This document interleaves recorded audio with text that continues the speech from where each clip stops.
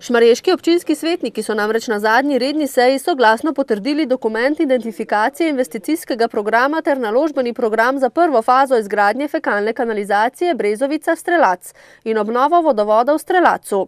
Sprejem obeh dokumentov je bil potreben zaradi prijave na razpis Ministrstva za kmetijstvo in okolje, v katerem je za obnovo in razvoj vasi letos na voljo 6 milijonov evrov.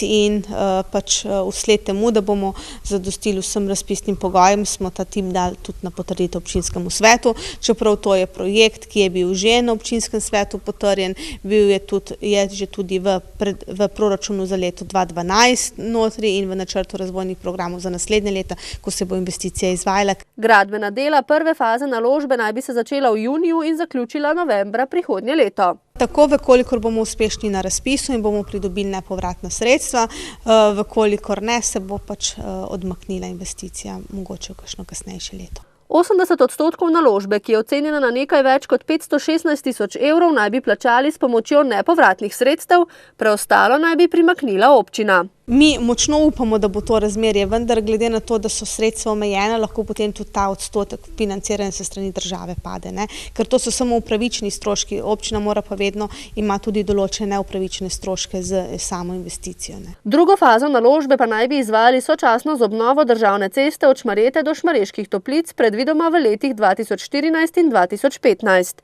Po priključitvi kanalizacijskega omrežja na čistilno napravo v Šmarjeških Toplicah bodo Šmarješko, ki je v precej slabem stanju, porušili.